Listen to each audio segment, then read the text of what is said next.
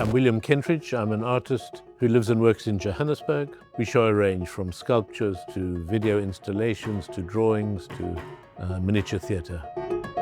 Doing an exhibition in Prague was very special for me, and I wanted to find one work that had a connection specifically to the city. And I suppose the strongest connection I have to Prague is through, as many people, is through the writings of Kafka that I read many years before I first came to Prague, and which I'm sure, like so many thousands of artists, is very formative in how my mind works, and its understanding of the world of bureaucracy, of power, of authority, of the fantastic, of the absurd.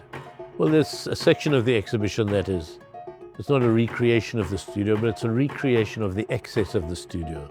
The fact that there's too much different things, different thoughts going on. But for me, that physical space of excess of last week's drawings, next week's drawing being planned, an old postcard, emails, all of these things that fill one's head, the studio becomes an expanded version of one's head. What keeps one working is the work you're doing at the moment. If one says, okay, I'm going to lie in bed until I have a good idea, then I would sleep the rest of my life away.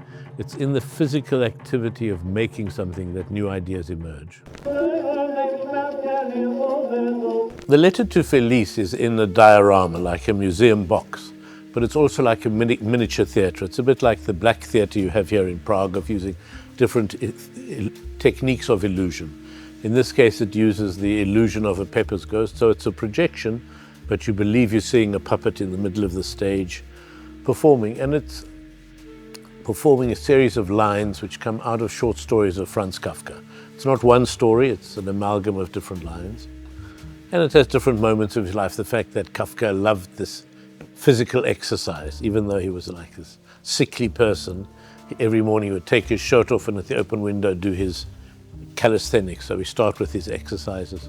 We do his love duet with Felice, who he was engaged to several times, his fiancée. There's a dramatic moment in the middle and a beautiful Czech song at the end. And it's all in 15 minutes in this small box. So it's like a miniature theatre.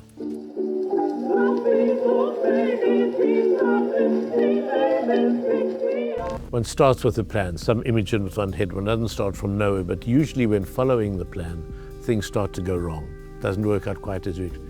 And then it's a question of either insisting on the plan or being open to work with what the painting or the film is suggesting as you go. And I suppose that's the state I'm comfortable in. I mean, a lot of the work has to do with doubt and uncertainty, but not as a matter of principle, as a matter of habit and discovery. That one always has to hope that the work itself is more intelligent than the artist. That the work will show you things that you don't know yourself when you're making it.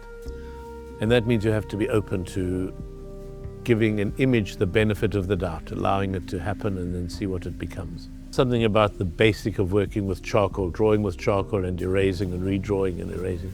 That's the basis of the animated films, and we show some of these in the exhibition, and that feels the most fundamental way of working.